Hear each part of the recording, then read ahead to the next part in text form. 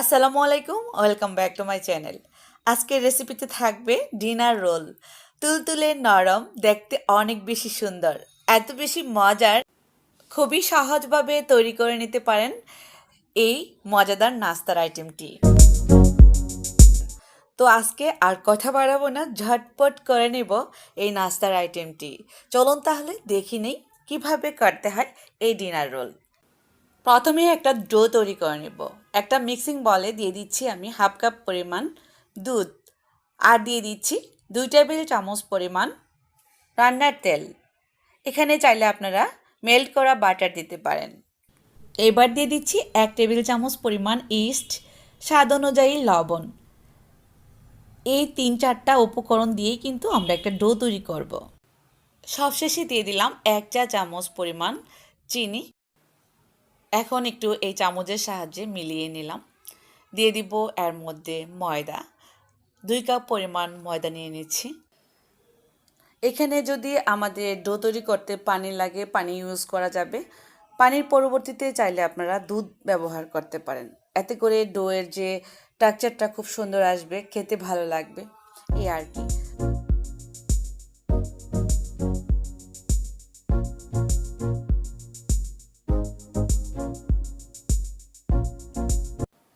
এই ডোটা তৈরি করার সময় যদি আপনাদের এখানে দুধ লাগে, মানে যে দুধটা আমি হাফ কাপ দিয়েছি সেখান থেকে একটু একটু পরিমাণে দিয়ে নিতে পারেন। যদি দুধ ইউজ করতে না চান তাহলে কিন্তু আপনারা পানিও দিতে পারেন, কোনো প্রবলেম নেই। ডোটা আমার তৈরি করা হয়ে গেছে। তারপর হাত দিয়ে ঠিক এভাবে স্প্রেস করে আমি এটাকে রেস্টে রেখে দিব 15 থেকে 20 মিনিটের জন্য।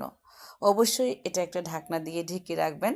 তো আমি একটা টাওয়াল দিয়ে ঢেকে রাখছি। 15 মিনিট পর ঢাকনাটা খুলে দিচ্ছি। এটাকে চাইলে আপনারা সময় নিয়েও রাখতে পারেন বা অল্প সময়ও করতে পারেন। 10-15 মিনিটের মধ্যে এটা ফুলে উঠবে। তো অনেকটা মসৃণ হয়েছে এই ডোটা। আমি আর মথামথি করব না, ঠিক এভাবে করেই স্প্রেস করব 3-4 বার। এখন ডিনার রোল তৈরি করার জন্য আমার লাগবে একটা মোল্ড। এটা কিন্তু চাইলে ওভেন প্রুফ যে বাটিগুলো আছে সেই বাটিগুলো নেওয়া যায়। যার যার ইচ্ছে মতো নিয়ে নেবেন, বা ফ্রাই প্যানও করা যায়। আজকে গ্যাসের চুলায় এই ডিনার রোল তৈরি করে দেখাবো আমি। তো এই মোল্ডের মধ্যে আমি একটু তেল ব্রাশ করে নিচ্ছি। এটা হচ্ছে কেক বানানোর মোল্ড। এই ধরনের কিন্তু বাজারে পাওয়া যায়। যে যেমন ধরনের সিস্টেমের কিনতে চান, অনেক ডিজাইনের আছে। তো এই ডোটা নিয়ে নিলাম মোল্ডের মধ্যে। তারপর যা করতে হবে, হাত দিয়ে আমি একটা রুটির শেপ করে দেব, মানে মোল্ডটা ভরে দেব যতটুকু পর্যন্ত আর কি মোল্ডের জায়গা আছে, ঠিক সে পর্যন্ত। তারপর এর উপরে একটু তেল দিয়ে দিব। তেল দিলে ডোটা একটু সফট হবে আর স্প্রেস করতে আমার কাছে সুবিধা মনে হবে। আস্তে আস্তে করে এভাবে করতে থাকবো। তারপর এটার মধ্যে একটা ডিজাইন উঠিয়ে দিব আমি ঘুরিয়ে ঘুরিয়ে।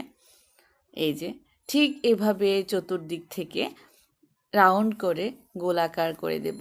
এই ডিনার রোল তৈরি করার জন্য আমাদেরকে এই প্রসেসটাই করতে হবে। তো যতটা হয় আর কি, আমার যেহেতু এখানে মোল্ডটা ছোট, তো আমি 3টা শেপে দিয়ে দিচ্ছি। এর মধ্যে চিজ, ভেজিটেবল যেহেতু ইউজ করব আমি, সেক্ষেত্রে আমাকে এই জায়গাগুলো করে নিতে হবে ডিজাইন করে।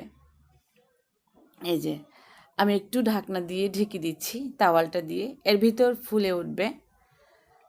তারপর আমি রেডি করে নিচ্ছি সবজিটা। এখানে আমি যা যা সবজি নিচ্ছি, ক্যাপসিকাম, গাজর আর ধনিয়া পাতা, এই দিয়ে আমি আজকে ডিনার রোল তৈরি করব। এতে করে খেতে ভালো লাগে, কিন্তু দেখবেন, ট্রাই করবেন। এটা বিকালের নাস্তায় বা রাতে আমরা ভাতের পরবর্তীতে এটা খেয়ে নিতে পারি, এত বেশি মজার হয়। তো এই 3টা আইটেমের সবজির সঙ্গে আমি চিজ ইউজ করতেছি। এই চিজটা আমি গ্রেটার দিয়ে গ্রেট করে নিয়েছি, সবজি কাটার দিয়ে আর কি। চিজ সবজির সঙ্গে মিলিয়ে নিচ্ছি, ভালো করে মিলিয়ে দিচ্ছি। আর যে ক্যাপসিকামগুলো নিয়েছি আমি এখানে খুবই মানে ছোট ছোট সাইজ করে কেটে নিয়েছি, কিউব করে করে। আরও একটু চিজ দিয়ে দিলাম। ডিনার রোলের মধ্যে যতটুকু পরিমাণ চিজ লাগে সেই অনুপাতে নিয়ে নিলেই হবে। তারপর সবজির সঙ্গে ভালো করে মিলিয়ে আমরা এখন এই ডিনার রোলের উপরে দিয়ে দেব।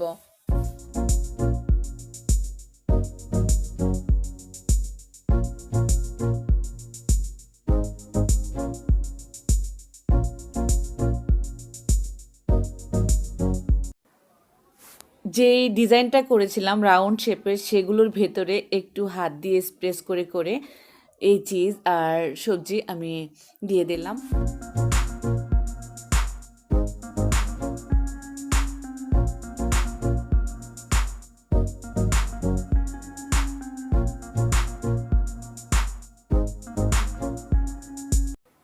একটা ডিম নিয়ে নিচ্ছি, স্বাদ মতো একটু লবণ দিয়ে দিচ্ছি ডিমের মধ্যে, সামান্য একটু দুধ দিয়ে দিচ্ছি। যেই দুধটা দিয়ে আমি ডো তৈরি করেছি সেখানে দুধ বেঁচে ছিল, সেখান থেকে কিছু পরিমাণ দুধ দিয়ে দিচ্ছি। ব্রাশের সাহায্যে আমি এই ডিনার রোলের উপরে এটা ব্রাশ করে দেব, এতে করে দেখতে সুন্দর হবে উপরের মানে স্কিনটা এই ডিনার রোলের, আর চিজ আর সবজিটা সুন্দরভাবে সেট হবে। তো উপর থেকে এভাবে আমি ব্রাশ করে দিচ্ছি।